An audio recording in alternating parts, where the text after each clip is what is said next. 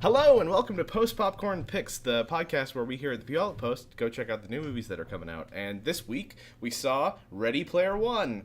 I'm Damien and I'm joined here by Steven Gonzalez back once again. And we're going to be tearing apart this delightfully nerdy movie. It's going to be the best dissection ever.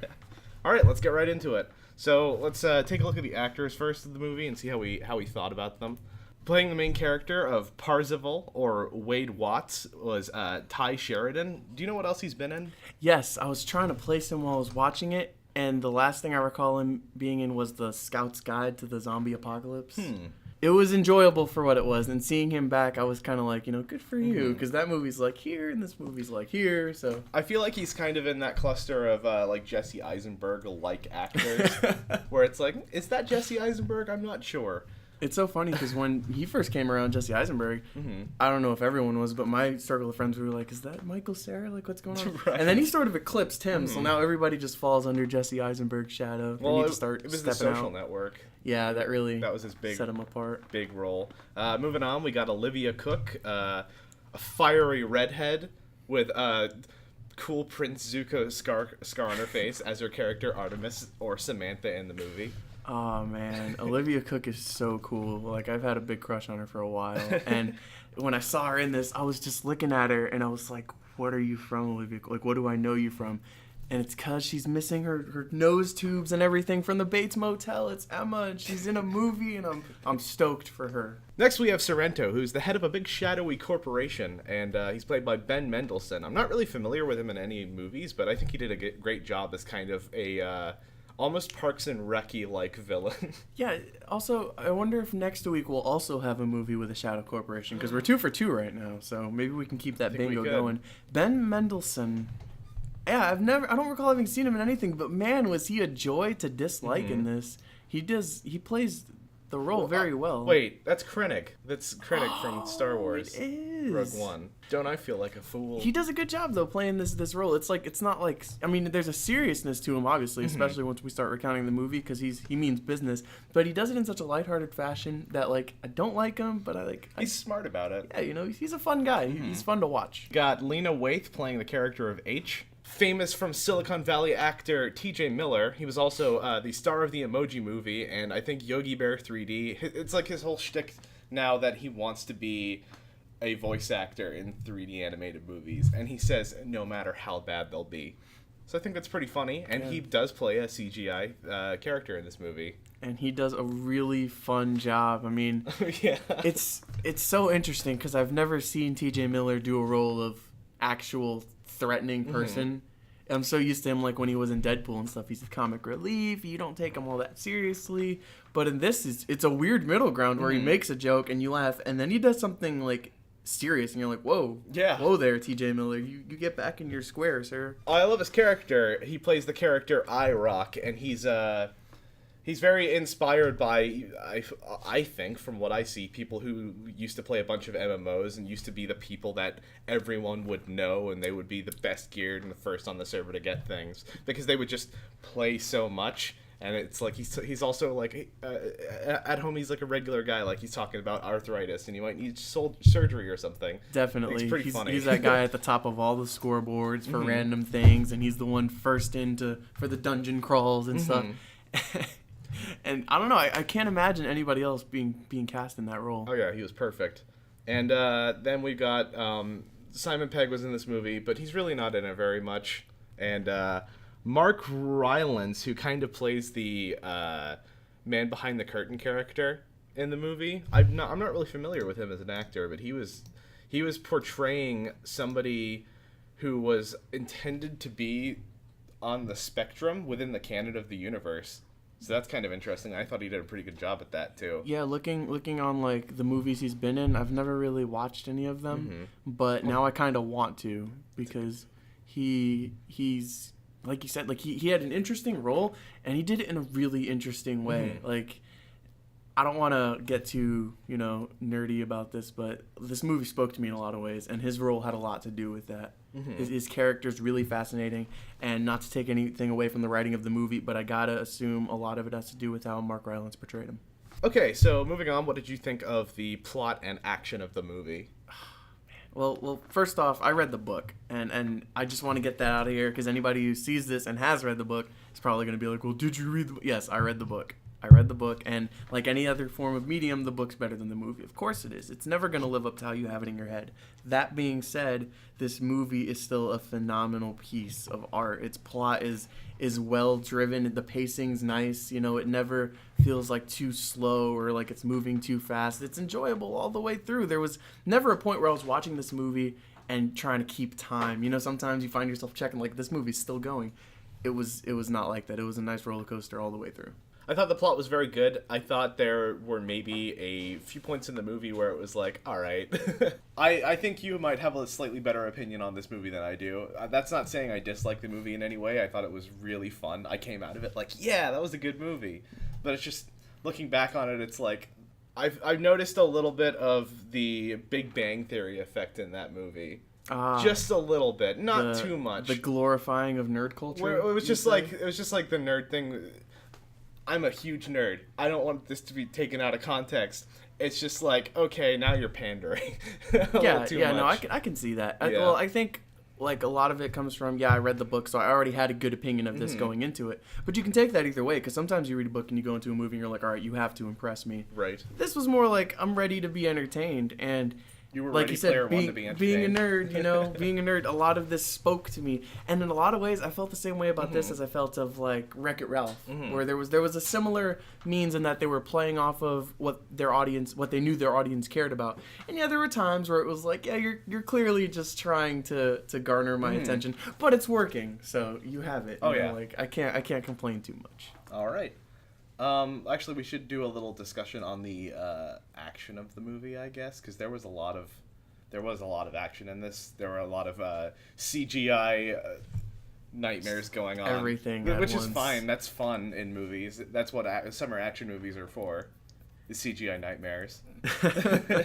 I thought the effects in the horror part of the movie were really funny. Like, really funny. It seemed like that part, I don't want to, maybe give the movie too much credit, but it almost seemed like they were going out of their way to make that part seem a little more jarring from the rest of the movie. Because, like you said, there were parts like with the old lady and everything where it was kind of like, this is clearly, you clearly used two different levels of CGI and this feels amiss. Oh, yeah. It feels like you lowered it. But that was probably intended. I have to believe it was intended because it was like that the whole way throughout the whole theater section of the film. So I gotta believe it was on purpose. If not, well, lucky for you, it kind of worked out. It kind of juxtaposed from everything the Oasis offered and kind of made it seem like, I don't know, like a progression of how things have come.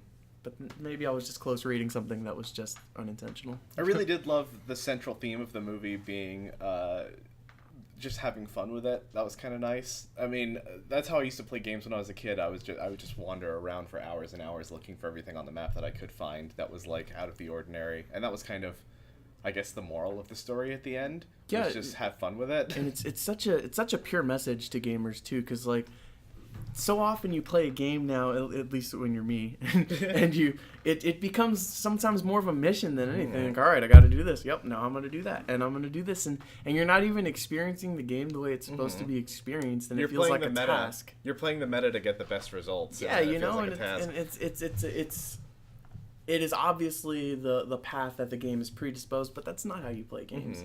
Who played, Super Mario 64 and went to every painting by the book? You went to the painting you liked, you stuck it out. You play games your way, and in a broader sense, you live the life your way. And I think this movie's it keeps it funny. You go and you're 5 seconds in the movie and it's already like, hey, we're keeping things light. Don't expect a huge epiphany drawn out from this movie, but at the same time, there's a message to be sent, and it's conveyed really well. And I think regardless of whether you like video games or not, there's a lot of subtext in how they affect our world and what we could be leading to. And I think they do a good job of showing, I don't know, the right path to go down. All right. In a sense. Yeah, they really do. I agree. So, what would you give it on a scale of 1 to 10? 8 out of 10. Solid 8 out of 10. And like I said in the last podcast, my numbers are very systematically decided. It was good on nostalgia. The plot was good. The cast choice was really good. The music was fine. It didn't deviate from the plot, and it didn't get in the way or overwhelm it. The CGI, I think, served its purpose. The action was fun. There were a lot of interesting ideas and innovation in the film that I enjoyed. And I really liked it. 8 out of 10. I give it a 7.5. Bringing the decimal back. Decimals into play. Yeah, I'm going to give this movie a 7.5. I really loved it. It was a really fun, enjoyable watch. I know a 7.5 sounds like a C, but in my rating, that's pretty good because, I mean, like, a 10 is, like, 1 or 2 movies, maybe. I'd be surprised if I ever give a 10 on this podcast. Mm-hmm. Hopefully Solo, it's not going to get a 10. Just instantly.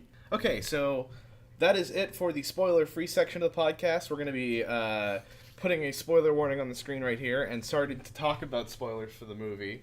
Let's get right into spoilers. So let's take a look at the plot of the movie, starting from the beginning. Do you want to start us off this time? Sure. Wade Watts is a mild-mannered boy. No, I'm just kidding. Wade Watts, he grows up, and he lives with his aunt and whatever dirtbag happens to be cycling in at the moment. His parents are out of the picture, as he explains to us. And he's named Wade Watts because his father wanted to give him that comic book aura, that mystique, you know, the Peter Parkers, the Bruce Banners. Really cool intro. A lot of us nerds can relate to that. And so we're thrust into this world, and he's walking around while he's monologuing, you know, I'm Wade Watts and all that. And you get a good picture of what life's like in the year 2045, I believe it is.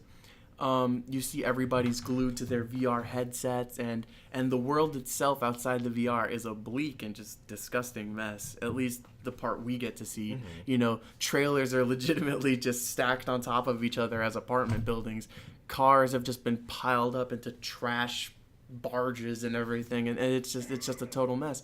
And as Wade Watts himself says, people have essentially given up on solving problems so much as they've just deviated to ignoring them. Mm-hmm. And what better way to ignore them than in a VR world called the Oasis that we get introduced to pretty soon thereafter. And then it also moves on to the creator of the Oasis. He died and he left an Easter egg, so that's the next part we need to go Mr. Halliday. Yeah. We get a good intro on like how he came up with the idea, who he partnered with, what happened with them, and how the partnership went sour. Right. And they show us that Halliday's behind everything, and he's the fictional Bill Gates, you know, Steve Jobs all lined up in one, and he plays video games. That's who we're looking at, basically. And they kind of make a point.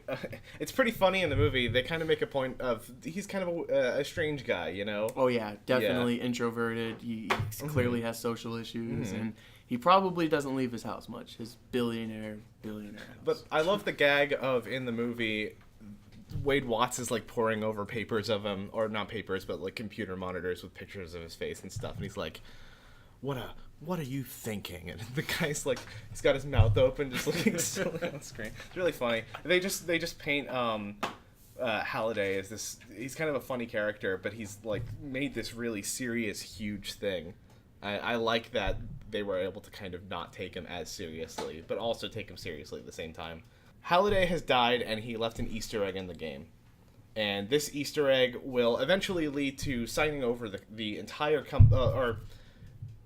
this Easter egg is behind 3 keys, and upon finding the Easter egg, the entire stock of the company and the ownership of the company will go to the person who finds the Easter egg. So there is this community of people in the Oasis called the Gunters, or Egg Hunters, because they're looking for an Easter egg. Which, if you don't know, Easter eggs are little hidden objects or entities in video games that the creator put there not to progress the game at all, just for people to find as kind of a fun thing.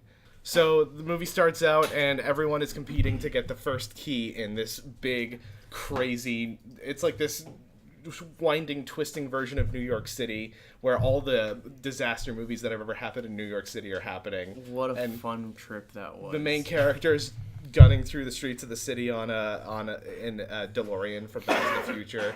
And then you got another one who's riding a bike from Akira. Bike from Akira. When I saw that pull up, I was taken aback. I was like, this movie's gonna go the distance. It's giving me the bike from Akira. So one main motif of this movie is that there are thousands of references in it. I would love to see the full count of references in this movie when this comes out on DVD and people have time to really pick it apart. Yeah, IGN has a movie counter on their site that I was looking at the other day that shows how many they've caught so far, and I'm sure they haven't caught them all. You could probably watch this movie a dozen times and still miss things. characters everywhere. You got the Ninja Turtles walking around, Tracer from Overwatch. I saw Reaper. I saw Kratos at one point. I saw the Battletoads. Yeah, I saw just everything. One thing I will say, didn't see any Nintendo characters. That's probably not a surprise. No Nintendo characters. Keeps their characters close to the chest. Well, it's because Wreck-It Ralph. You wouldn't want brand confusion, right? Because Mario is kind of in that. No, Sonic's in it for a second. Ryu was in Wreck-It Ralph, and he was also here. Oh. So it's like, why couldn't I see Mario? Maybe the Street Fighter right owners just play fast and loose with what they want to put their just stuff taking into. what they can get anywhere they can have it. They didn't put Mega Man in there, though. I didn't see any Mega Man. Insane. No. Anyway, we keep getting distracted because there are so many nerd things to talk about. There's so many things to break apart in this movie. It kind of has to happen. I feel like people listening would be like, how come you're not talking about these things? Mm-hmm. You know? The main character, Parzival, ends up going to these archives, which are all of the movies and memories of Halliday. That are all of the memories of Halliday, and he looks back and he discovers, what if I have to go backwards at the race? It's kind of a weird connection he makes. Because he's watching the memory of, Halliday signing over the company to Ogden. Or, wait, was it the other way around? Who was signing over the company to who? Ogden was being tricked. Oh, yeah. He was signing paperwork, but it was under the assumption that he was getting the company. When in reality, Halliday was screwing him over. Oh, wow. That's kind of mean. Well, there was a whole issue with their friendship. The book delves into much more detail. Right, okay, fine. Fair enough. You've read the book. You have the knowledge on this. You know that whole race car thing that they do in that scene? Yeah. The way it's portrayed, I just kept thinking, how did no one see this? Yeah, it's like a secret in a specific setting, but if anyone saw that scene, Halliday just randomly goes, wouldn't it be nice to just go backwards? Pedal to the metal, or so he said something very race car specific, and I was just like, nobody, if I was in the Oasis, I would have figured that out. I'd been like, hey, that's probably that. If you took the real life internet, I'm pretty sure that would be a solved problem within a couple of hours. We are 5 years since Halliday began this Easter egg hunt, and nobody decided to just mess around on the racetrack and go backwards, or just go over there. Exactly, right? People constantly are checking walls and stuff in video games. Nobody went backwards. There are people on the internet, there are speedrunners who will put bounties on glitches in video games that will help them progress through things. I think there was a specific Zelda glitch that racked up a $1,500 bounty because it would help you skip 45% of Wind Waker. I remember Ocarina of Time, side note, for another cool Easter egg. If you're in the first dungeon, the Deku Tree, the Great Deku Tree, if you're in there, there's a wall where you can, I think you just roll into it, or you have to keep running against it, and it will warp you all the way to the final battle against Ganon. It's insane. So there are people who try this stuff, but I guess in this universe, just people don't try stuff as much. So just a lazy group of people. The answer to it is driving backwards, and then he goes through the entire race, and he's the first one to finish the race ever, and he gets the key from Halliday's avatar, which Gandalf the Great. Gandalf the Great. Basically, I kept looking at it, I'm just like, it's Gandalf. It's another wizard. It's Mr. Wizard MacGuffin. So after getting the key, he kind of gets close with Artemis, who is his love interest in the movie now, and who is also a Gunter who has kind of a dark backstory and a reason for why she's egg hunting. Unlike the main character, he's just kind of doing it because he wants more than his crappy life. Yeah. She's doing it because she wants revenge. Yeah, Parzival, he represents the every person the one we're supposed to relate to. He wants better things for himself, and everybody can get that. Artemis is the driven, I'm doing this with dynamic intent, and there is a reason for this, and I refuse to back down. Right.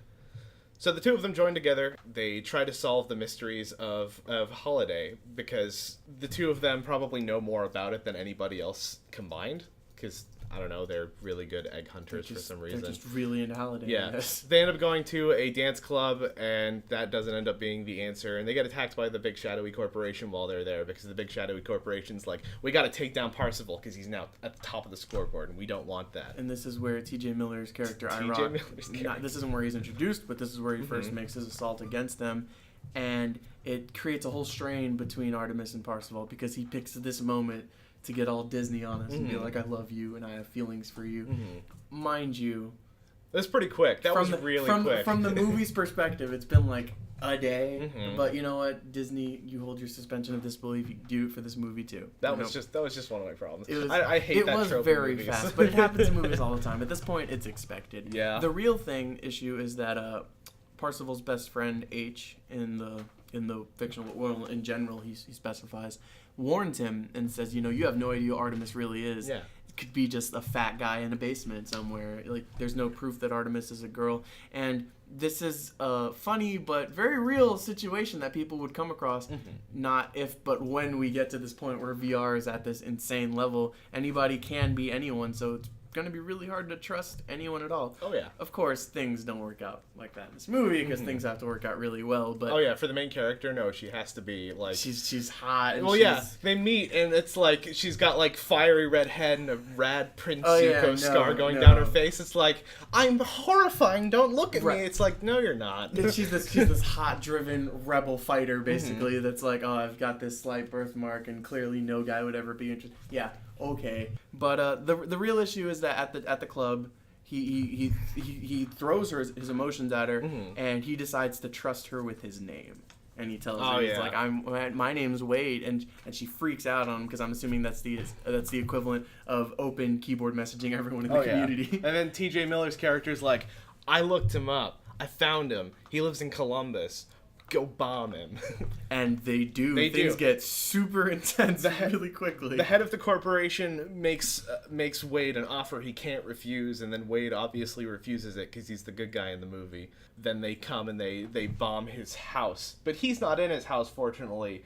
Just his aunt and aunt's boyfriend. And they straight up Amazon droned him. And they delivered these bombs, stuck them up. The whole thing took, I don't know, less time than it takes to make some mac and cheese. It was just, bam, dead. All of them. And not just them, everybody who lived below them, because like we discussed, these trailers are like apartments. Everybody died. Everybody Wade's known for a while now is just gone. And it's a serious moment.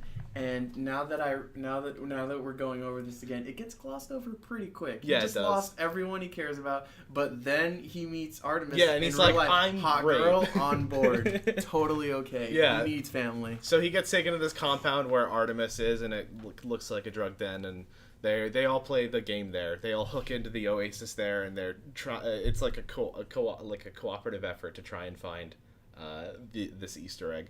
Artemis and Parzival talk a lot here, or they're real people, which are Samantha and Wade. Samantha and Wade. They talk, and it's obvious that they like super love each other. There's no lucky Wade, man. There's just worked out really well for him. He met a girl online that was actually a girl. They figure out the next part of the story, and they end up going back into the Oasis and finding out. We have to go to The Shining. We have to go to this guy's memory, Halliday's memory of going on a date to go see The Shining. Oh, man. Shining spoilers ahead for anyone who's foolishly not seen that movie yet. So they go into The Shining, and they do a bunch of hilarious bits from The Shining, including a character who hasn't seen The Shining following the little girls down into the elevator, then opening the elevator and freaking out because they've just been covered in, like, a hallway full of blood. It was hilarious, this whole thing. It was pretty funny. Stephen King is my favorite writer in the world, and I love his movies for the most part. The portrayals are really good. Shining is a masterpiece in my opinion, and to see it like this and see it poked at and laughed at, it was hilarious. I was ear to ear grinning throughout this whole thing. It was so funny when the music kicks in the ballroom and you hear them dancing. It just this wave of nostalgia just washes over you, and you recall the movie and your first time seeing it and how that felt, and juxtaposed here in this comedic element, and it's an interesting feeling that I gotta say I haven't felt in a lot of movies. It reminded me, specifically, just the whole Shining map they go through reminded me of when I used to play Gary's Mod and you download the community-made maps. Yeah. Yeah. I could actually see that. As you were saying it, I already knew where you were going with it. That makes a lot of sense. They find out that Halliday left it there because he never took the jump, which they interpret to be he never was brave enough to kiss this girl that he liked. And I think the actual thing behind it in the movie was he just was never brave enough to ask this girl to dance in the first place, and that was taking the jump. Yeah. But, I mean, they obviously play it between the two main characters for never, admitting their feelings Yeah. and then finally kissing. And it's funny you say that because they very well do say, he never took the jump, he never kissed her. But when they solve the puzzle, it's about the dance, and they never bring that up and go, Yeah. actually, it was about the dance. Yeah. No, they just we have to correlate that. He never made a motion of intimacy. I guess is the thing because the dance, a guy and a girl have feelings for each other. It's an intimate moment. He never took that jump. Right. So they figure out the puzzle, they get the second key, and then there's like a little gap of time here, I feel like. What happens here? This is the part where Artemis's drug den goes down, and because IROC found out who Wade was, and they were already looking for him, and his what's her name? The girl, the head of security, Finale? Was that her name in the movie? Finale? I don't remember. I want to say it was Finale, but she's the head of security for the big boss man, and she's tracking him down. She's checking cameras. She's got her whole team on it. It's just a matter of time where they figure out where he is and they start breaking down the door. So Artemis and Wade, really should cheat. Sam and Wade, they have to escape and they leave everyone behind, and we get one of those super cliched moments where he's like, all right, let's go, and she's like, you first. He goes through and she stays behind, shuts the hatch, and she's like, I'm gonna slow them down, you go, Wade, save the Oasis. And he's like, no. She gets captured and put into what is future Ohio's version of slave labor. Oh man. Yeah. The big corporation has found the location of the third key, and they have just lines of people trying to get it. There's a really funny scene with the shadowy corporation when they are now trying to get the shining key, and they're all just, it's all these people in their pods, and they're screaming and dying. IOI is the shadowy corporation, and they're people that work for them. They're called Sixers, and they're just all these faceless drones that everybody plays as if you work for IOI, and they're all lined up trying to play the Atari 2600 and figure out the key. Because it could be any of these games. They don't know what it is. They're playing the game. And every minute they're in the wrong game, they just fall through the ice and they fail. Yep. And you just see a bunch of people in a line to basically fall to their death and lose all of their stuff. Because in the Oasis, if you die, regardless of where you are, you lose all your loot, all your items, all of that. And to some people, like IROC, that's a fate worse than death. Oh, yeah. 10 years of work, he said before. Yeah. Spoilers, he dies in this movie later on in the movie. Like, the video game character, so it's not emotionally heavy or anything. Yeah, don't worry. TJ Miller's okay, everyone. They go to the head of the shadowy corporation and they trick him and they make him think that he's still in his office, but really he's still in the Oasis. Because when Sam sent Wade away, he met up with his friends in real life, and this is where the big mic drop that H is a female in real life. Yeah, H is a female. Which, even without reading the book, even without, assuming as such, if you watch the movie, it's very evident. It's very evident that there's a voice modulator for H's character, and it sounds slightly iffy, and H makes the big deal about how Wade shouldn't trust Artemis because he doesn't know the true gender. You could call it if you saw it. Right. And once it happens, you're just like, yep. The real interesting part is that Sho is an 11-year-old child, which is hilarious because we do have those kids online that are playing and are somehow better than us. I love Sho and Daito. The ninja and the samurai, they're so cool. It's super cool. I loved them way more than I should have. Yeah, so they meet up and they quickly decide we have to save Sam. Yeah. And like you said, they trick the big bad guy and set Sam free, and now she's sneaking around within the compound using different computers to log into the game. Yeah, she's doing all sorts of stuff. Yeah. She has to drop the orb because IROC gave the boss man this orb, which is named, I'm not even going to attempt to remember. Yeah, it's the orb of Dormammu, I guess. And all of the characters in the game world are showing up on this planet where this is all happening, and Parzival's given like a big hero speech, like, let's go and Independence Day these guys. And just the coolest scene I've seen in a long time ensues. Pretty You've got cool. all these bots against the Ninja Turtles, Street Fighter characters. I saw Sub-Zero. Hello Kitty was there. She had a gun. It was intense. There was like a group of Halo Spartans, and it's cool because there's this giant battle scene going on at the end here, and we're not only seeing what's happening within the game, we also get some cuts to real life where there are just people running around on the streets. Like punching and stuff. Thinking, how do they not accidentally hit each other? I know, right? It seems really dangerous. You've got somebody being Batgirl in the Oasis, and there's some girl doing flip kicks in the street and stuff. Nobody took a hit for that. It's gotta happen more often than not. So, it's a big epic fight, and then the bad guy ends up using this planet wiping weapon, and then everybody on the planet dies, including him and including everyone on the planet is currently losing their characters, including T.J. Miller's character, and he's like a mercenary who's been doing this for like 10 years, so he's like super rich, and he's upset about it. It's played for laughs. It's pretty funny. It is, because when you see the characters when they die in game, they just kind of fall into a mass of their loot. And up until this point, that's been how you've seen it. But T.J. Miller's character loses an arm courtesy of our 11-year-old badass, and he starts bleeding out coins. And it's just the funniest thing, because this is a man that in-game is dying, and he's just bleeding out all his gold coins, so you just hear all the sound of money, and he's freaking out. It's like limping his way to the portal, and then he doesn't make it on time. It's pretty great. Parzival discovers the secret. He finds the Easter egg on the Atari console, because it ends up being the game Adventure, which is the first game to ever feature an Easter egg in it. And then he ends up in a room with the creator of the game, a virtual representation of the actual creator of the game. They have like a little chat about like, I think video games should just be fun and nice. I don't like how serious they are. I think that was kind of the message there. This whole scene was, oh man, I hate to say it, but I was sucked in. I was so moved throughout the whole thing. Because first of all, the Adventure Easter egg, I've done that. And and I've played that game. Because I had an Atari when I was younger, because my mom buys us things really late. So everybody was playing like N64, I had an Atari. Nice. And I played Adventure, and I stumbled upon that, and I thought, and once I saw they were playing Adventure, and he was like, you don't have to beat the game, I already knew. I was like, oh, it's the maze and stuff. I remember it's amazing.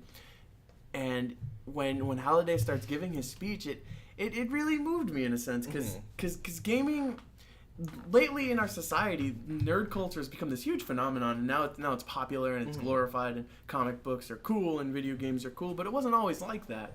So it's interesting to see how far we've come, and this is almost a testament to that, this movie in and of itself. Right. So, he ends up getting ownership of the company. The main bad guy, he's just about to shoot Wade Watts in real life at the end, but then he gets arrested by the police. Well, he sees him, and then he's, like, moved by it, and then he gets arrested by the police. He has a moment of clarity first. He clearly backs down, and he wasn't going to do it, and then he gets arrested anyway. By the way, cops. Worst cops in the world. Right? Where were they through the entirety of the movie? Samantha and Wade kiss. It's the end of that romantic tension between the two. And then Ogden shows up, and he's Ogden played by Simon Pegg, but he's doing an American accent, so he's like, "Hello, I am Simon Pegg. I would like to. Here's your paperwork. Sign this, and you'll own the company." And then Wade's like, "I want all of us to own the company together because we're all friends." Very sweet. Friendship triumphs overall. It was kind of touching though the way he explained to Simon Pegg that Halliday really did value his friendship, and he regretted losing it, and got a little sadness from Simon Pegg. Right. Love Simon Pegg. Just wanted to pat him on the back. He's a good actor. It's okay, man. Remember Hot Fuzz. That's pretty much how the movie goes. That's pretty much the end of the movie. Before we take this anywhere, important question that the world needs to know. If you were in the Oasis, who would your avatar be? Oh, who would my avatar be? I'd probably have like a rebel flight suit with like a leather jacket or something. I'd be like Poe Dameron, but like I'm very vain and narcissistic, so it would just be me dressed as Poe Dameron. Yeah, that makes sense. That's pretty cool. Who would you be? I thought so hard about it yesterday. I was gonna go like Goku or something, but then I figured clearly in the Oasis you don't have to be the character to have their powers, as we see our boy Showa Hadouken out. Yeah, that was funny. So I'd probably be Dick Grayson and have a Nightwing costume going on, because he is my favorite superhero by far. Sick. Speaking of which, Batman all over the place. You see Joker and Harley in the club. The representation in this movie will blow you away. Oh yeah. If you don't want to see this movie, if for no other reason then you need to see it to just catch all the characters. It's a hilarious collage of everything nerdy. And now that we've made it to the end of the podcast, you should go ahead and tell us in the comments, who would you be in the Oasis if you could really be anything? If any combination of outfit, character traits, weapons, equipment, what would you want to be? That's right. It's really important. Obviously, if all of my friends were around, we'd definitely have to do a Ninja Turtle thing. You see a quartet of Ninja Turtles running through, and you just know it's like four best friends just having a great time. Oh yeah, definitely. That's the coolest thing. That's what the Oasis is about, and that's what video games should be about. Bring couch co-op back. And on that note, we're going to end the podcast. So thank you so much for listening if you've made it through to this point, and go see the movie because we recommend it highly. Bye!